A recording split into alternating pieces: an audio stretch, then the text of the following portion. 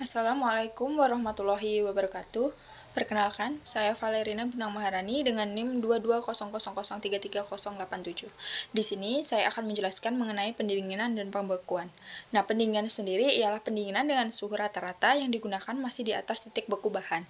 Nah, kisaran suhu yang digunakan biasanya antara -1 derajat Celcius sampai 4 derajat Celcius. Sedangkan pembekuan sendiri merupakan salah satu metode pengawetan pangan di mana produk pangan diturunkan suhunya sehingga berada di bawah suhu bekunya.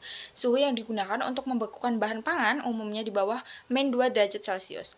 Nah, pada praktikum ini alat yang digunakan yaitu freezer, stopwatch, timbangan digital, mixer, termometer infrared, wadah plastik, cup plastik, penggaris, mangkok kecil, sendok, pisau, dan piring kecil.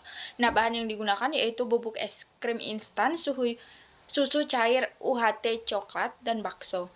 Nah, cara kerja sampel es krim yang pertama yaitu ditimbang bubuk es krim instan 20 gram dan diukur volume susu cair UHT sebanyak 40 ml menggunakan gelas ukur.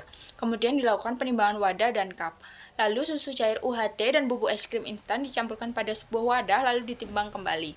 Kemudian dilakukan pengocokan menggunakan mixer selama 10 menit lalu dituangkan ke dalam cup plastik dan ditimbang masanya.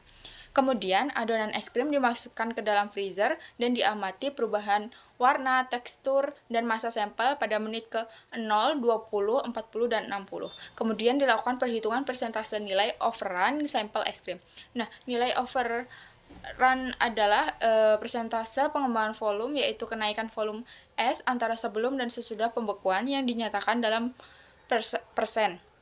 Nah, rumus overrun sendiri yaitu massa cair 1 dikurang massa cair 2 dibagi massa cair 2 dikali 100%. Kemudian cara kerja sampel bakso yaitu pertama-tama ditimbang massa 1 butir bakso, kemudian diukur diameter bakso menggunakan penggaris. Lalu dilakukan perhitungan volume dan massa bakso. Lalu diukur suhu awal bakso dan diamati warna, tekstur, dan massanya sebelum dimasukkan ke dalam freezer.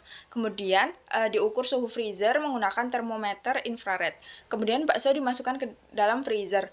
Lalu diamati perubahan warna, tekstur, dan massa sampel pada menit ke-20, 40, dan 60. Kemudian dihitung waktu pembekuan menggunakan persamaan Planck. Nah, rumus waktu pembekuan menggunakan persamaan Planck yaitu TF sama dengan Pro F dikali LF dibagi TF min TA kurung buka P atas A dibagi H ditambah R besar pangkat A pangkat 2 dibagi KF.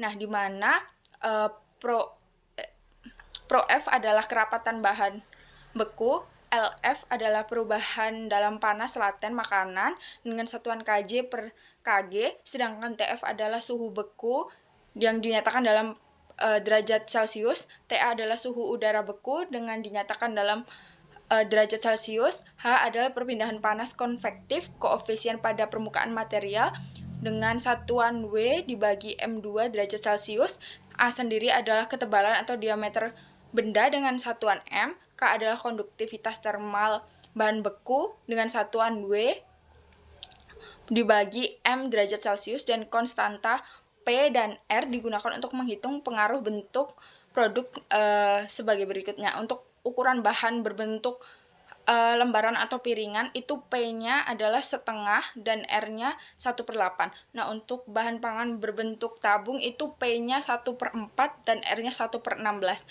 Dan untuk bahan baku berbentuk bola atau butiran itu P-nya 1/6 dan R-nya 1/24.